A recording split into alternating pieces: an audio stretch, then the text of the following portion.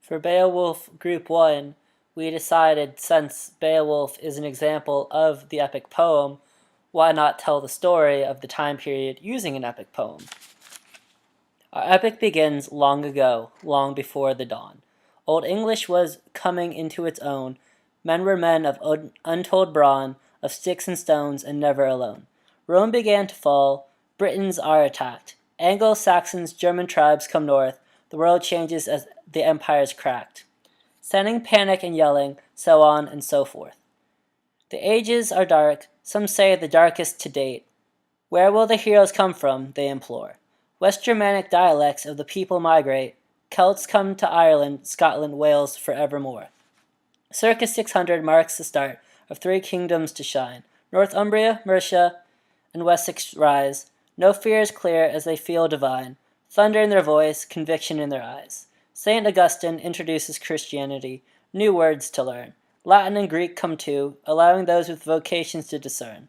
Fighting battles and eating stew. In 793, the Vikings attack Britain with force. The savage men of the East storm. Perhaps English has run its course. The fierce men attack and swarm. Scandinavians settle and meddle in Britain and the Emerald Isle, content to stay a while and wait. Danes come to Ireland in droves and by the pile, showing up to claim land before it's too late. Egbert of Wessex is king. The 7 kingdoms of Angles and Saxons rejoice. He is the leader with a voice to ring. He is the people's choice. In 781, the Vikes return to Wessex, setting the tone. Egbert is slain. Alfred, Egbert's brother, takes the throne. The kingdoms are in disdain. Alfred builds a navy, preparing to fight. Denmark and Norway follow suit. Britain versus those geographically to the right. Will Britain win, or will Alfred get the boot? Danes attack, but Alfred leads his men to win. The Vikings taste defeat. Is the period of peace about to begin? Is calm about to overcome and be complete? Latin works translated to English start in the late 9th century. England is divided in two, one led by the Scandinavians, wild and free, one led by Alfred, the Anglo-Saxon brood. 10th century sees peace.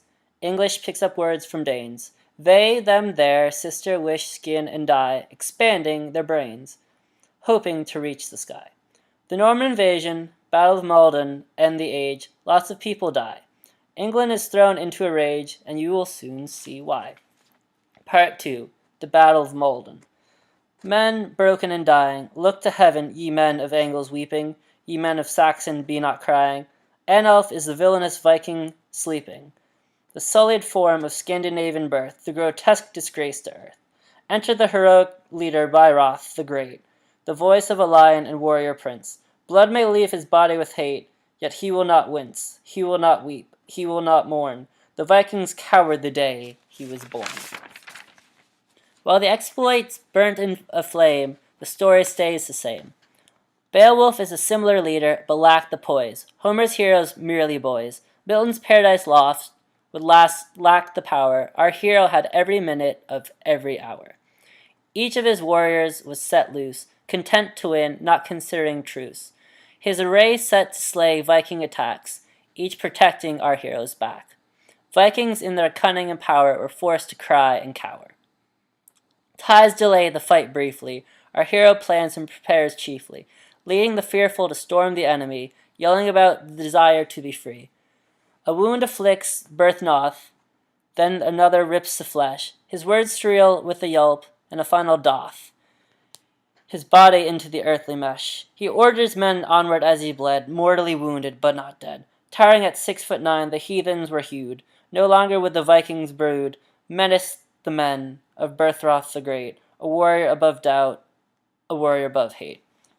Oral tradition and the Normans. The alliterative Germanic verse extends to the pre-literate past, leaving some stunned and aghast. Testing both traditional phraseology and type scenes of the OE. You know me, down with the OE. You know me, down with the OE. The oral tradition is the basis of speech. Can the choir say preach? Can the teacher say teach?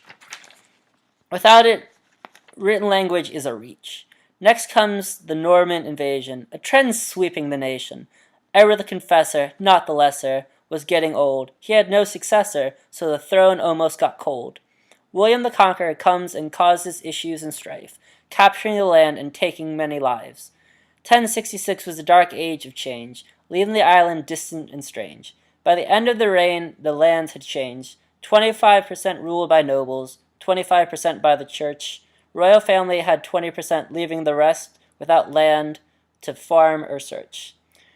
These were the factors that led the age, creating havoc and setting the stage. Beowulf came of these events, from the peace to the Normans setting up tents, to today.